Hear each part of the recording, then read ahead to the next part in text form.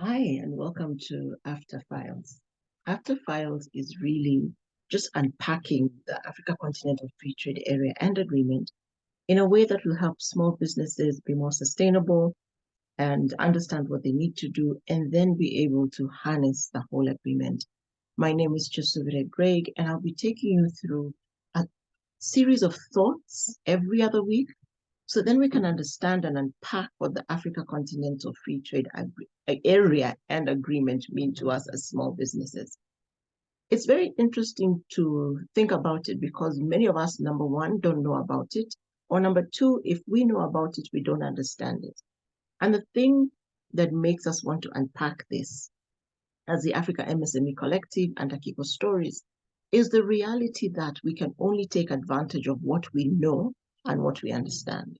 So this will be a bi-weekly conversation powered by the AMC, and we will be taking out bits and pieces of the agreement and helping us translate it into actionable steps. We will also be bringing in different speakers along the way to help us unpack different elements of it. So I hope that you will be very interested in the Africa Continental Free Trade Area, and you want to understand the agreement, and you want to become an MSME who trades on that platform. But first, let me introduce to you the African MSME Collective. The African MSME Collective is really an MSME enabler, and what we choose to do is to create an environment where MSMEs can come and understand how to set up, how to stabilize, scale, and build sustainably successful businesses. Why is that? It's simply because the average business does not live past its fifth birthday, all right? So they say 75% of all MSMEs shut their doors before their fifth birthday.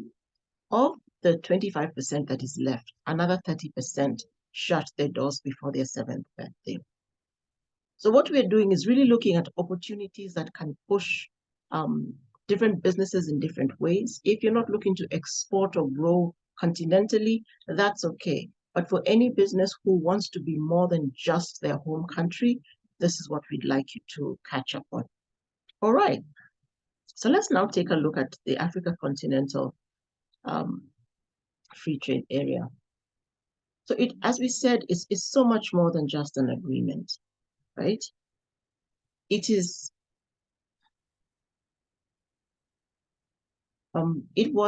actually came into force a while back. Just give me a second. And what happened when it came into force is that it had been in discussion for a while. So let me just share that again so that then you can see what I'm looking at.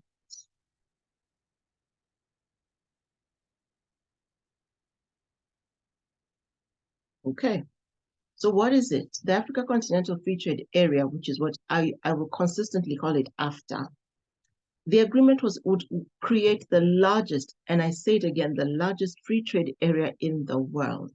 And a free trade area is really an area where different countries have come together to agree on trading protocols and trading tariffs. And what they do, they measure the size of the free trade areas by the number of countries. So we are the largest one by number of countries. But some quick facts about the area. It connects 1.3 billion people, approaching 1.4 billion not too soon, not too long from now. It includes 55 countries, 55, all right? It has a combined gross domestic product of 3.4 trillion US dollars and could potentially lift 30 million people out of extreme poverty. There will still be other facts that we'll look at about poverty that will be very interesting. So AfCFTA was put forward at the 18th session of the African Union in Ethiopia in 2012. We are now in 2024. So it began being discussed in 2012. In 2018, it was signed by 44 presidents in Kigali. Now remember, Africa is made up of 55 states. So 44 states at the first sitting in 2018 signed it. Currently, so progress has been made. As you can see, it is signed by 54 countries. There's only one country on the continent that hasn't signed it. That's very good progress. It's been ratified by 47 countries, which means they have put together their instruments of trade and whatever documentation is needed to be part of the agreement, and 8 more countries are working on the ratification. It came into effect on May 30th, 2019, but trading did not start until the 1st of January 2021. Why is that? In the meantime, we needed to put in tariff books, we needed to put in rules and regulations, we needed to put in individual support systems within the respective countries that would enable the agreement to stand and would enable the area to be effective. So those are just a few facts about it. Now, let's look at potential impact. And this is why AfCFTA is important to me. It will potentially lift 30 million Africans out of extreme poverty and boost the income of nearly 68 million others, okay, who live on $5.50 a day. So 30 million out of abject poverty. Abject poverty is the ones who live even below what is commonly known as the poverty line, which is the $5.50 a day. And then it will upgrade the lives of more. Now, if you tell me it's not important and it potentially has the capacity to upgrade, then I'm not listening. And why is that? Because the reality on the ground is the major part of our communications, the mass numbers are at the bottom of the pyramid. So if we're not looking at programs that will help our people become better, then we have no business talking about development across the continent. That's why I like AfCFTA, because it will boost Africa's income by $450 million, which is 7% of what it was before by 2035. So we are growing. Now let's also say, yeah, we have economic recessions, we have inflation, but these are the projections at the very beginning. And I think even as they may seem ambitious to some of us, it gives us something to grow towards. Additionally, AfCFTA would add 77 billion shillings of income to the rest of the world. So we are generating 450 billion for ourselves and 77 billion for the rest of the world. Why is that? We have the youngest population globally, so a lot of the markets that are really emerging and growing sit on the continent. It will also increase our exports as Africans by 560 billion because it will encourage manufacturing. Now, there are many conversations in relation to that, and the reality is we must put the factories on the ground, all right? It will additionally influence the wage gains for women. The conventional knowledge is that, and actually it is a reality, women always earn less than men. So what it will do, it will allow women to earn 10% more in terms of their wages and 10.5%, and men will earn 9.9% more. What does that do again? It translates to a greater capacity to meet needs and to self-determine. And self-determination is a big thing. And finally, the last potential impact I want to look at is it will increase the wages of skilled and unskilled workers. So no one will lose. And for the unskilled, it will go up by 10.3%, and for the skilled, 9.8%. Now, I would have to say that these are provisional numbers, you see. When you put something together, and I was discussing it with my business partner this morning, when we have a goal to work towards, then we know what we're measuring ourselves against, and we know whether or not we have gotten to that place. So that's what this agreement will potentially do for us. Now, many of us are like, but it's so big, I don't know how to do it, I don't know where to go. So here's what the government heads who were part of the agreement and the ratification and the signing, these are the things they looked at when they were looking at what are the principal objectives. Mind you, there are protocols for different things. So I've just picked some of the critical objectives, especially among the trade of goods, because that's what's actually actively working, right? And I haven't picked all of them. These are the ones I felt were the most critical. So they want the actions of our leaders really want to create a single market. Why is a single market important? I may have something that could sell well across the continent, maybe in Ghana or Nigeria, but currently for some of our things, they have to go up north and then come back down into Africa to cross the continent. So a single market increased our capacity to trade. They also wanted to create liberalized markets, which means we can trade more and there's a greater variety. And a free trade area is not the end of the economic gains. The peak of it is something like the EU, which is a customs union. So a customs union means we're able to trade even more freely without custom and tariffs and duties in between ourselves. And what that does, it strengthens each respective economy. We also wanted to promote and sustain social economic development. And if you think back to what we've just shared about the potential impact in terms of the amount of trade that it would increase for us, how it will raise wages, that would be a good thing. And amongst ourselves, it enhances competitiveness. On the global market, many times we take our goods to one place or another, and we're facing all kinds of standards that we struggle to meet. So this will jointly push all of us into a place of competitiveness, which means the quality of our products go up, the value of our sales go up, and we're able to actually sell more. That's how we would add the 7.6 billion into the global economy. It will influence industrial development. Remember, the biggest thing we need to be able to do for ourselves as a people is manufacture locally and sell amongst ourselves.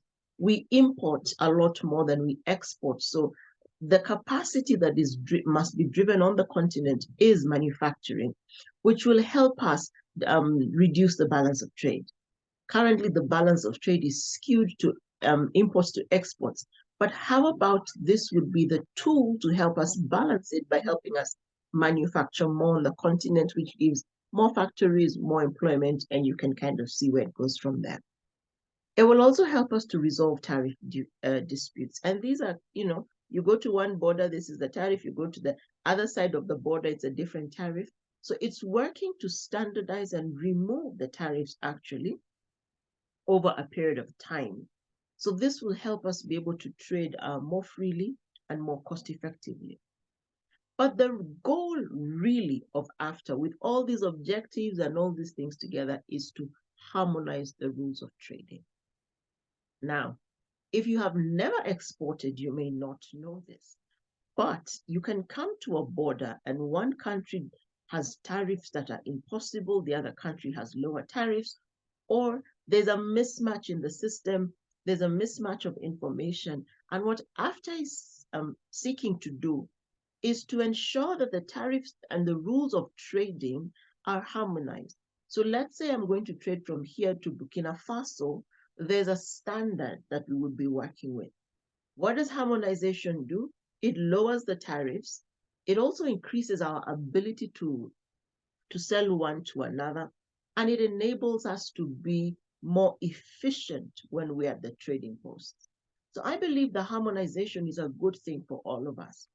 Is it possible that some nations may feel that AfCFTA is against them because of where they are economically?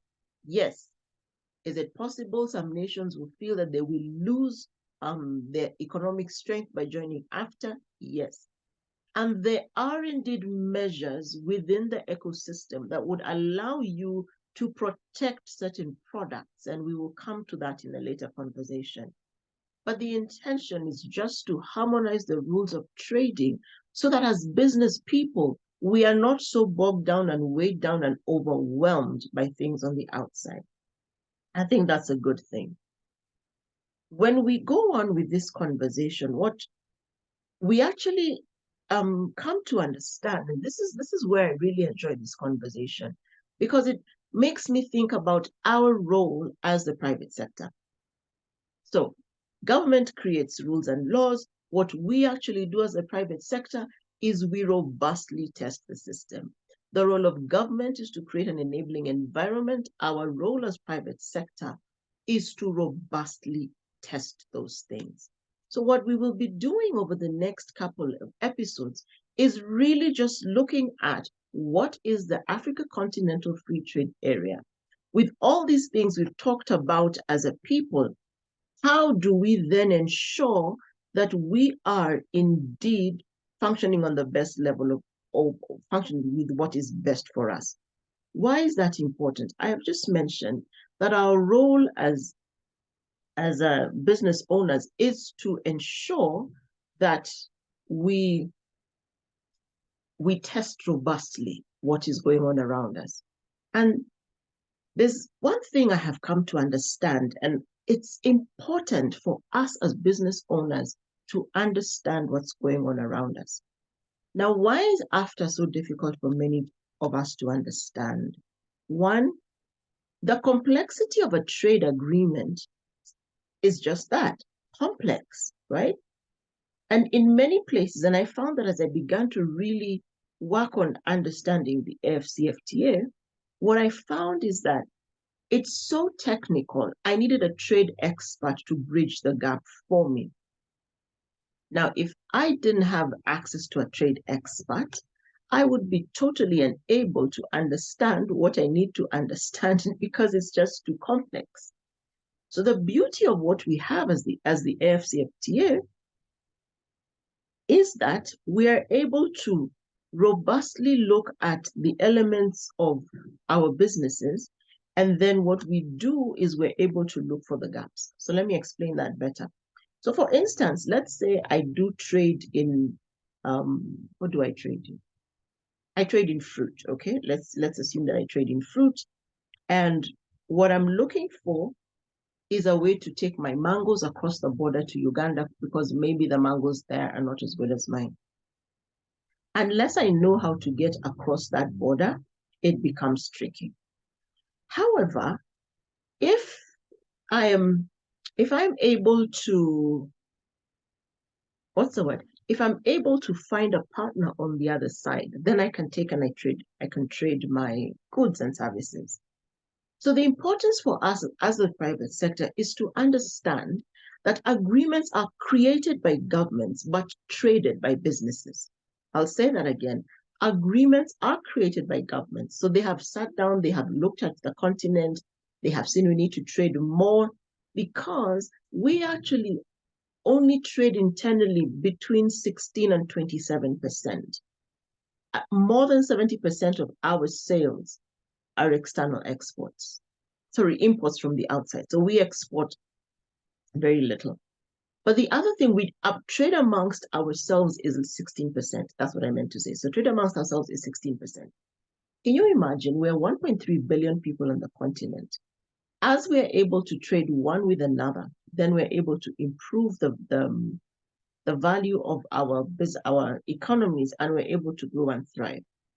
One of the things I said earlier was self-determination.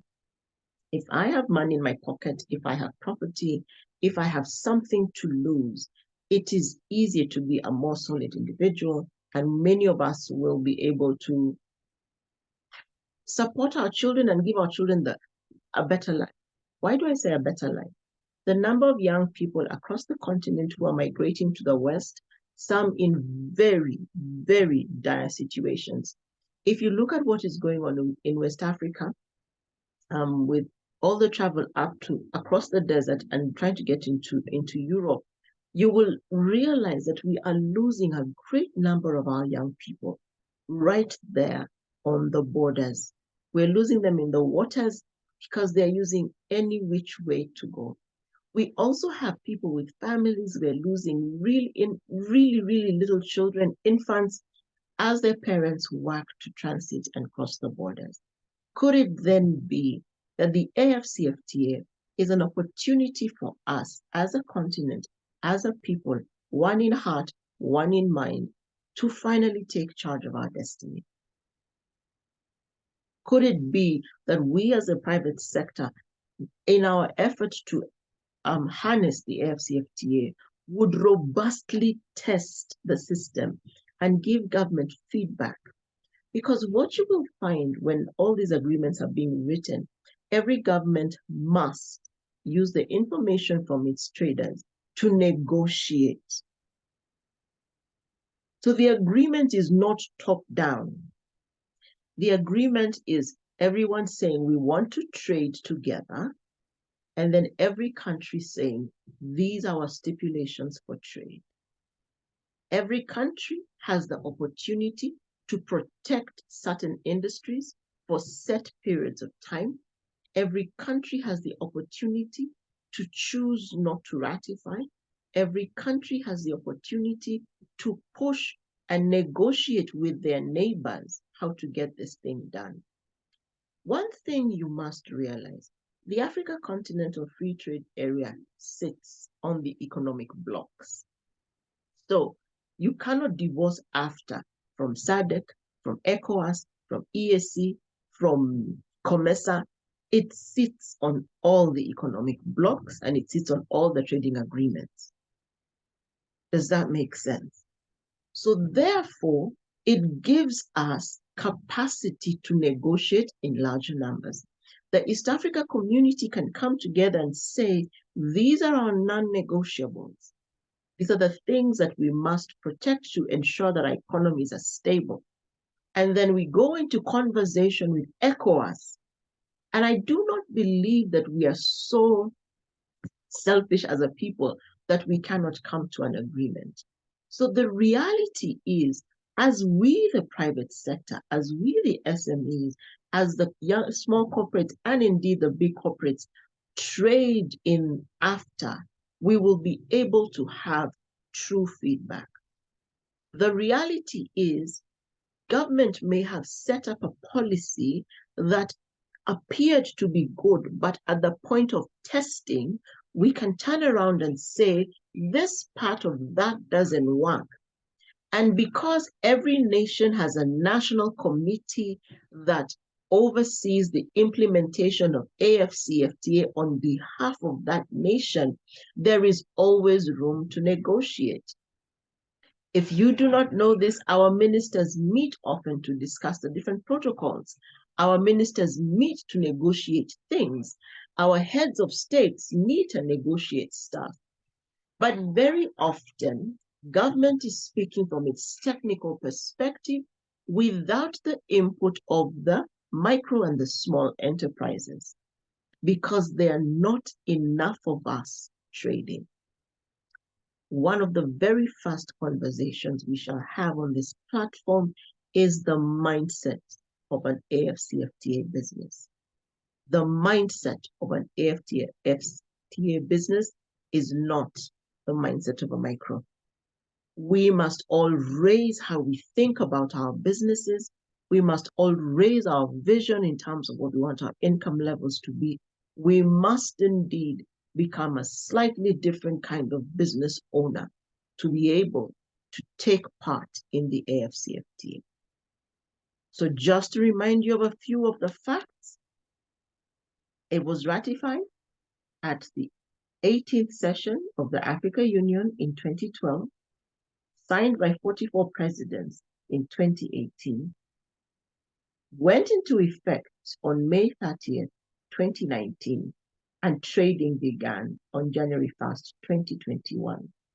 Currently, 54 states have signed it, 47 states have ratified, and it will lift at least 30 million Africans out of extreme poverty. It will boost our income potentially by 450 billion, add 76 billion to the global income. It will increase our exports by 560 billion, and it will influence wage gains by at least 10.3%. If that is not potentially a good way to grow our nations, I do not know what is. So join me and the Africa MSME Collective on this journey of just unpacking the Africa Continental Free Trade Area from the lens, from the eye view of an MSME.